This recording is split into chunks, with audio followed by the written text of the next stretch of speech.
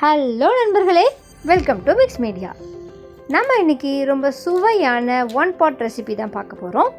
எல்லாத்துக்குமே ரொம்ப ஃபேவரட்டான இந்த சாம்பார் சாதம், அதுவும் எல்லா வெஜிடபிள்ஸ் எல்லாம் போட்டுட்டு ரொம்ப குயிக்காக ஈஸியாக செய்யக்கூடிய ஒரு ரெசிபி, அதுதான் சாம்பார் சாதம். இந்த சாம்பார் சாதத்துலேயே நம்ம எல்லா வெஜிடபிள்ஸுமே ஆட் பண்ணுறதுனால தனியாக நம்ம எந்த காய்கறிகளோ வேறு ஏதாவது ஒரு ஃப்ரை அந்த மாதிரி ஐட்டம்ஸ் எதுவும் தேவைப்படாது. ஒன்லி சிப்ஸ் இல்லை பிக்கிள்ஸ் கூட வச்சுட்டு நம்ம சாப்பிட்டுக்கலாம். ஸோ ரொம்ப குயிக்காக செய்யக்கூடிய இந்த ரெசிபி தான் நம்ம இன்றைக்கி செய்ய போகிறோம். வாங்க வீடியோக்குள்ளே போகலாம். ஸோ சாம்பார் சாதம் செய்யறதுக்காக ஃபர்ஸ்ட் நம்ம எல்லாம் ரெடி பண்ணிக்கலாம். ஃபர்ஸ்ட் அரிசியும் பருப்பையும் நம்ம தனியாக எடுத்து ஊற வச்சுக்கலாம். இந்த சாம்பார் சாதத்துக்கு நான் இன்றைக்கி கொஞ்சமாக துவரம் பருப்பு ஆல்ரெடி பாயில் பண்ணி வச்சுருக்கேன். நல்லா குழஞ்சி வரணும் அப்படிங்கிறதுக்காக ஃபர்ஸ்ட்டே கொஞ்சமாக பாயில் பண்ணி எடுத்திருக்கேன். ஸோ நான் உங்களுக்கு எப்படி தேவையோ அந்த மாதிரி நீங்கள் பாயில் பண்ணி எடுத்துக்கலாம். அப்படி இல்லைன்னா ரெண்டையும் ஒன்றா சேர்த்து ஊற வச்சு எடுத்துக்கலாம். நான் இன்றைக்கி 1 கப் ஆஃப் ரைஸ்க்கு 1/2 கப் ஆஃப் துவரம் பருப்பு ஆட் பண்ணியிருக்கேன். ஸோ ஃபர்ஸ்ட் ஸ்டவ் ஆன் பண்ணிவிட்டு குக்கர் வச்சுக்கலாம். குக்கரில் ஆயில் ஹீட் ஆனதுக்கப்புறமா கூடவே நம்ம கொஞ்சம் கீ கூட ஆட் பண்ணிக்கலாம். கூடவே கடுகு, சின்ன வெங்காயம், பச்சை மிளகாய் அண்ட் டொமேட்டோ இதெல்லாம் போட்டு நல்லா வணக்கிப்போம். இது எல்லாமே நல்லா வணக்கினதுக்கு அப்புறமா நம்ம கட் பண்ணி வச்சுருக்கிற எல்லா வெஜிடபிள்ஸும் ஆட் பண்ணிப்போம். நம்ம இன்றைக்கி ட்ரம்ஸ்டிக், ராடிஸ், கேரட், பிரிஞ்சால் இதெல்லாமே ஆட் பண்ணியிருக்கோம். உங்களுக்கு உருளைக்கிழங்கு பிடிக்கும்னா அதையும் நீங்கள் ஆட் பண்ணிக்கலாம். ஸோ இதெல்லாமே போட்டுட்டு நல்லா வணக்கிக்கோங்க. கொஞ்சம் இந்த ஆயிலில் ஃப்ரை ஆச்சு அப்படின்னா நம்ம வெஜிடபிள்ஸ் எல்லாமே இந்த ரா ஃப்ளேவர்லாம் போயிடும். ஸோ நல்லா கலக்கி எடுத்து விட்டுட்டுக்கப்புறமா கொஞ்சமாக மஞ்சள் பொடி ஆட் பண்ணிப்போம். மஞ்சள் பொடி ஆட் பண்ணிவிட்டு நல்லா மிக்ஸ் பண்ணிவிட்டு கொஞ்சம் சால்ட்டு, கூடவே கொஞ்சமாக நம்ம சாம்பார் தூள் ஆட் பண்ணிக்கலாம்.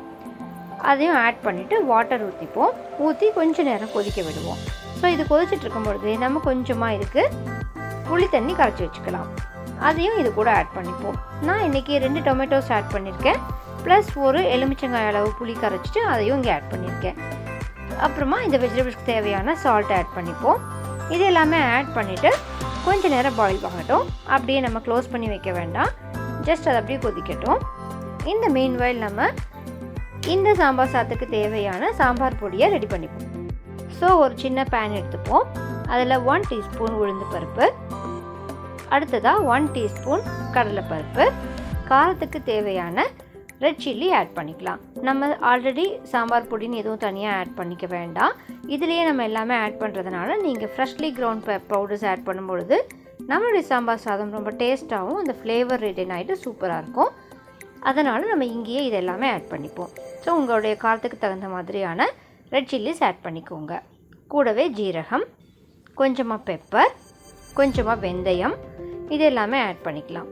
ஆட் பண்ணிவிட்டு எல்லாமே ட்ரை ஃப்ரை தான் பண்ண போகிறோம். நமக்கு ஆயில் ஆட் பண்ண வேண்டியதில்லை. உங்களுக்கு வேணும் அப்படின்னு நினச்சிங்கன்னா கொஞ்சமாக கோகோனட் ஆயில் ஆட் பண்ணிக்கலாம்.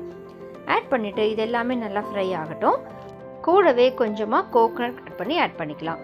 ஸோ இது எல்லாமே நல்லா ஃப்ரை ஆகட்டும். இப்போ நம்ம ட்ரையாக ஃப்ரை பண்ணாலும் ஓகே தான், இல்லை நீங்கள் கோகோனட் ஆயில் ஆட் பண்ணிட்டு ஃப்ரை பண்ணிங்கன்னா இன்னுமே நம்மளுடைய ஃப்ளேவர் நல்லாயிருக்கும்.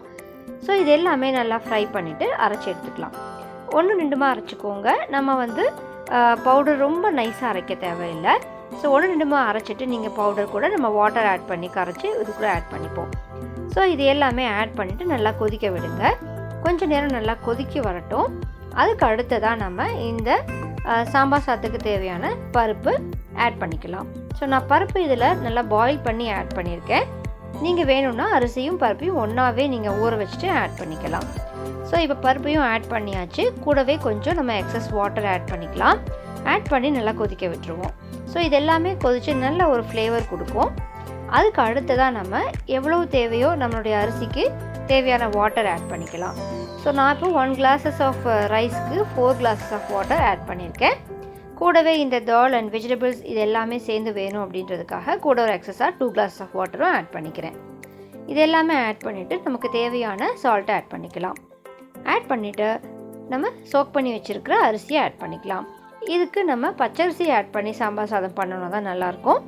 நம்ம வீட்டில் யூஸ்ஃபுல்லாக செய்கிற புழுங்கலரிசி விட்டுட்டு பச்சரிசி ஆட் பண்ணிக்கோங்க. அப்போ தான் அது நமக்கு நல்லா குழஞ்சு வரும். ஸோ இதெல்லாமே ஆட் பண்ணி நல்லா கலக்கி விட்டுக்கோங்க. கொதித்து வரட்டும். அதுக்கு அடுத்து தான் நம்ம குக்கர் லிட் போட்டு முடிப்போம். 2, 3 or 4 or 5 விசில்ஸ் வச்சுட்டு ஆஃப் பண்ணிக்கலாம்.